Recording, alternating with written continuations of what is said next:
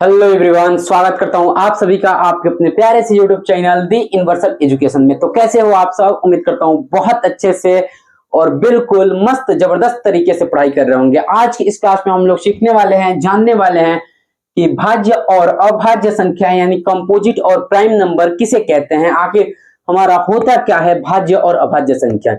आज का क्लास काफी मजेदार और काफी शानदार होने वाला है, क्योंकि आज इस क्लास में हम लोग बहुत ही बिल्कुल आसान से आसान भाषा में और बिल्कुल जीरो लेवल से सीखने वाले हैं, समझने वाले हैं कि भाज्य और अभाज्य संख्या हमारा क्या होता है, किसे कहते हैं, और साथ ही साथ बहुत एग्जाम्पल के थ्रू भी हम लोग समझने की कोशिश करेंगे। तो आज की इस क्लास को शुरू करने से पहले मेरा आप सबसे एक रिक्वेस्ट है कि इस क्लास में मेरे साथ अंत तक बने रहें, और अंत तक बने रहने के बाद यदि आज से क्लास आप सभी को अच्छा लगता है, समझ में आता है, तो हमारे इस क्लास को एक लाइक करने के साथ साथ एक शेयर भी जरूर से कर दीजिएगा, और हमारे साथ जुड़े रहने के लिए हमारे इस चैनल को सब्सक्राइब करके बेल आइकन को दबाकर ऑल पर क्लिक करना बिल्कुल मत भूलिएगा, ताकि हमारे आने वाले हर एक क्लास का अपडेट सबसे पहले आप तक पहुंचे। तो चलिए आज की इस क्लास को शुरू करते हैं बिना किसी देरी के, और सीखते हैं, जानते हैं कि हमारा भाज्य और अभाज्य संख्याएं यानी कंपोजिट और प्राइम नंबर किसे कहते हैं। तो देखिए दोस्तों कि अभाज्य संख्या यानी प्राइम नंबर्स किसे कहते हैं। अगर हम लोग डिफिनेशन के हिसाब से देखें तो देखिए वह संख्याएं जो एक एवं स्वयं के अलावा किसी भी अन्य संख्याओं से विभाजित नहीं होती है। यानी कहने का मतलब यह है कि कोई भी ऐसी संख्या है जो एक से विभाजित हो, और जो संख्या है वह खुद स्वयं से विभाजित हो, उसके अलावा किसी भी संख्या से विभाजित नहीं हो, किसी भी संख्या से उसमें भाग नहीं लगे, तो वह संख्या क्या कहलाएगा? तो हमारा अभाज्य संख्या कहलाएगा। क्या कहलाएगा? तो अभाज्य संख्या कहलाएगा। ठीक है। या फिर अगर हम लोग बोले तो हम लोग ये भी बोल सकते हैं कि जिस संख्या का केवल दो गुणनखंड हो, क्या? जिस संख्या का केवल दो गुणनखंड हो उसे हम लोग क्या बोल सकते हैं? तो अभाज्य संख्या बोल सकते हैं। जैसे कि अगर हम लोग डिफिनेशन में देखें तो हमारा 2, 3, 5, 7, 11, 13 और भी ऐसी बहुत सारी संख्याएं हो जाएंगे। जैसे कि यहाँ पे हमारा 17 हो गया, 19 हो गया, 23 हो गया, 29 हो गया, 31 हो गया।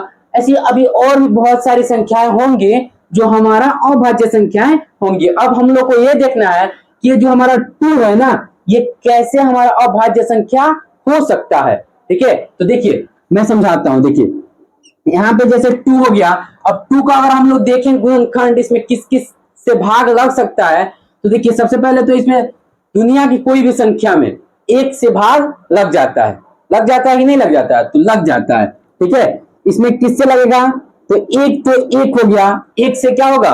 भाग लग जाएगा। और दूसरा क्या होगा? 2 से भाग लगेगा, जो कि ये स्वयं है। ठीक है, यानी स्वयं से भाग लग रहा है। ठीक है, तो दूसरा एक इसका गुणनखंड क्या हो गया, यानी फैक्टर क्या हो गया? तो 2 हो गया। हो गया कि नहीं हो गया? अब बताइए इसमें 3 से लगेगा, तो आप बोलोगे कि नहीं सर 3 से तो ये छोटा है, तो छोटा में कैसे बड़ा से भाग लग सकता है? कभी भी नहीं लगेगा। 4 से भी नहीं लगेगा, 5 से भी नहीं लगेगा, ऊपर 2 के ऊपर किसी से नहीं लगेगा। तो देखिए यहाँ पे अगर हम लोग गुणनखंड देखें 2 का, तो कितना निकल के आया है? 2 निकल के आया है। एक तो 1 है और दूसरा 2 है। ठीक है, अगर हम लोग 3 को देखें तो 3 का गुणनखंड देखें, यानी 3 में किन किन संख्याओं से भाग लग सकता है। ये जो डिफिनेशन बोल रहा है कि वह संख्या जो एक एवं स्वयं के अलावा किसी भी संख्या से विभाजित नहीं होती है।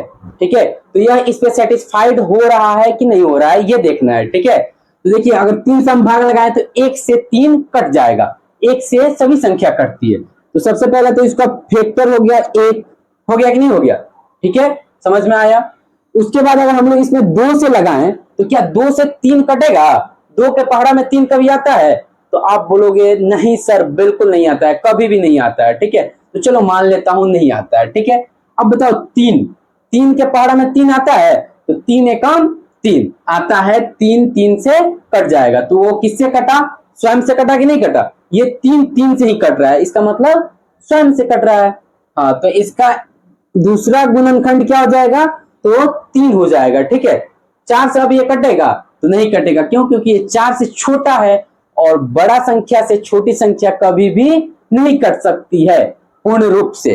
ठीक है, अगर डेसिमल में जाए तब हो सकता है, लेकिन बगैर डेसिमल का पूर्ण रूप से कभी भी नहीं कट सकता है, इतना आप ध्यान में रखिएगा। ठीक है, तो यहां भी अगर हम लोग देखें तो इसका गुणनखंड कितना निकल के आया, 2 ही निकल के आया। कौन कौन, तो पहला है हमारा 1 और दूसरा है हमारा कितना 3। कितना है 3 है। ठीक है, तो यहां से आप समझ गए, उसी तरह ये सब का भी होता है। ठीक है, तो अब चलते हैं, हम लोग समझते हैं कि भाज्य संख्या किसे कहते हैं। अभाज्य संख्या तो समझ में आ गया, अब देखते हैं कि भाज्य संख्या किसे कहते हैं। तो देखिए दोस्तों, अगर हम लोग भाज्य संख्याएं यानी कंपोजिट नंबर को डिफिनेशन के हिसाब से देखें तो वह संख्याएं जो एक एवं स्वयं के अलावा किसी अन्य संख्याओं से भी विभाजित होती हो। ठीक है, अभाज्य संख्या में क्या बोल रहा था कि एक एवं स्वयं के अलावा किसी अन्य संख्याओं से विभाजित नहीं होती हो। ठीक है, लेकिन यहां क्या बोल रहा है कि वह संख्या जो एक एवं स्वयं के अलावा किसी अन्य संख्याओं से भी विभाजित हो रही है। ठीक है, तो वह संख्या क्या होगा हमारा, तो भाज्य संख्या यानी कंपोजिट नंबर कहलाता है। क्या कहलाता है, भाज्य संख्या यानी कंपोजिट नंबर कहलाता है। अगर हम लोग यहाँ एग्जाम्पल के थ्रू देखें तो हमारा क्या हो जाएगा, 4 हो गया, 6 हो गया, 8 हो गया, 9 हो गया, 10 हो गया, 12 हो गया, 14 हो गया, यानी 4, 6, 8, 9, 10, 12। ठीक है, यहाँ पे आप देख रहे होंगे तो यहाँ पे क्या है, 9 भी है, तो हाँ 9 भी होगा। ठीक है, जैसे कि अब बताइए कि ये तो हम लोग समझ गए कि हाँ रट्टा मार लेंगे कि हाँ ये जो है हमारा क्या होता है, सॉरी भाज्य संख्या होता है। ठीक है, ये इतना पता चल गया, लेकिन कैसे पता करेंगे कि ये सच में भाज्य संख्या है, ये हमको जानना है। ठीक है, तो देखिए कैसे पता करेंगे।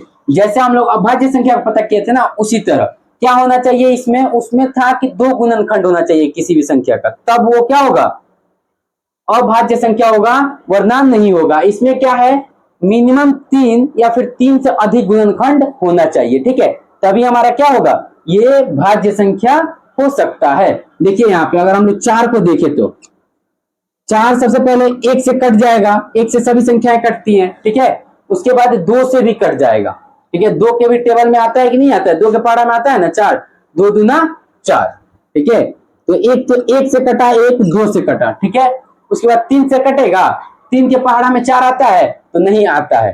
ठीक है, उसके बाद अगर हम लोग देखें तो यह स्वयं से, क्या, यह स्वयं से यानी 4 से ही कटेगा। 4 एकम क्या होता है, 4 होता है, तो यह किससे कट गया, 4 से कट गया। अगर इस तरह अगर हम लोग देखें तो हमारा ये 4 किन किन संख्याओं से कट रहा है, तो 3 संख्याओं से कट रहा है। कौन कौन, तो पहला है हमारा 1, दूसरा 2 है और तीसरा हमारा 4 है। इन तीनों संख्याओं से कट रहा है, यानी इसका गुणनखंड देखें तो 2 से अधिक है कि नहीं है, 2 से अधिक है, यानी कितना है, 3 है। ठीक है, तो यह हमारा क्या हो जाएगा, भाज्य संख्या यानी कंपोजिट नंबर हो जाएगा। ठीक है, और उसी तरह अगर हम लोग 9 को देखें, ठीक है, 9 में आप लोग को बहुत डाउट होता होगा। ठीक है, तो देखिए 9 को अगर देखें तो 1 से इसमें भी भाग लगेगा, 1 से सभी संख्या में भाग लगती है, हम सब जानते हैं। जानते हैं कि नहीं जानते हैं, जानते हैं सर। ठीक है, अगर हम लोग इसमें देखें तो 2 से भाग लगेगा, 2 के टेबल में, 2 के पहाड़ा में कभी 9 आता है, तो नहीं आता है। ठीक है, 3 से देखें तो 3 के पहाड़ा में आता है, 3 3 9, यानी 3 से ये 9 क्या होगा, कट सकता है पूर्ण रूप से। कट जाएगा कि नहीं कट जाएगा, कट जाएगा सर। ठीक है, तो यह इसका 9 का गुणनखंड 3 आराम से हो जाएगा। ठीक है, उसके बाद अगर हम लोग देखें तो 4 से कटेगा 9, 5 से कटेगा नहीं कटेगा, 6 से भी नहीं कटेगा, 7 से भी नहीं कटेगा, 8 से भी नहीं कटेगा। ये कटेगा किससे, तो यह खुद यानी स्वयं से कटेगा। ठीक है, तो 1 क्या हो गया, 9 हो गया। ठीक है, तो इसका भी कितना गुणनखंड निकल के आया, तो 3 गुणनखंड निकल के आया। कौन कौन, तो पहला हो गया 1, दूसरा हो गया 3 और तीसरा हो गया हमारा 9। इस प्रकार इसका भी हमारा 3 गुणनखंड निकल के आया, इसलिए हम इसको कह सकते हैं 9 को कि 9 हमारा भाज्य संख्या होता है। ठीक है, अगर मैं बोलूं आप लोग से कि सबसे छोटी भाज्य संख्या क्या होती है, तो सबसे छोटी अगर भाज्य संख्या देखा जाए सबसे छोटी भाज्य संख्या, तो हमारा क्या हो जाएगा, 4 हो जाएगा। ठीक है, अगर हम लोग देखें सबसे बड़ी भाज्य संख्या, सबसे बड़ी भाज्य संख्या, देखिए इसका मतलब ये हुआ कि ये जो लिखा है ना वही नीचे भी लिखा है, ये जो लिखा है वही नीचे भी लिखा है, तो यानी सबसे बड़ी भाज्य संख्या क्या होगा, तो वो हमारा कोई निश्चित नहीं है, अनंत हो सकता है। क्या हो सकता है, तो हमारा अनंत हो सकता है। अगर हम लोग देखें कि 2 अंक का या 1 अंक का सबसे बड़ा भाज्य संख्या क्या होगा, तो वो निश्चित है। ठीक है, लेकिन अगर हम लोग ऐसे बोले कि सबसे बड़ी भाज्य संख्या बताइए, तो यह निश्चित बिल्कुल नहीं है। ठीक है, अगर हम लोग देखें सबसे छोटी अभाज्य संख्या, क्या, अभाज्य संख्या, तो क्या हो जाएगा हमारा, सबसे छोटी अभाज्य संख्या हमारा 2 होता है। क्या होता है, 2 होता है। सबसे छोटी अभाज्य संख्या हमारा कितना होता है, 2 होता है। ठीक है, और अगर हम लोग देखें सबसे बड़ी अभाज्य संख्या, सबसे बड़ी अभाज्य संख्या अगर हम लोग देखें तो हमारा क्या हो जाएगा, तो ये भी हमारा अनंत हो जाएगा, इसका भी कोई निश्चित नहीं है कि यही हमारा सबसे बड़ी अभाज्य संख्या होगा। ठीक है, तो उम्मीद करता हूं आज की क्लास आप लोग को बहुत अच्छे से समझ में आया है, और आप लोग को कैसा लगा है आज का क्लास, समझ में आया है नहीं आया है, आप सब कमेंट में जरूर से बताइए, और अगर अच्छा लगा है तो एक लाइक करने के साथ साथ एक शेयर भी जरूर से कर दीजिएगा, और हमारे इस चैनल को सब्सक्राइब जरूर से कर लीजिएगा, ताकि हमारे आने वाले हर एक क्लास का अपडेट सबसे पहले आप तक पहुंचता रहे और आप हमारे किसी भी क्लासेस को बिल्कुल मिस ना कर सकें। तो चलिए आज की क्लास को यहीं तक रहने देते हैं और फिर मिलते हैं अगली क्लास में, तब तक के लिए जय हिंद दोस्तों।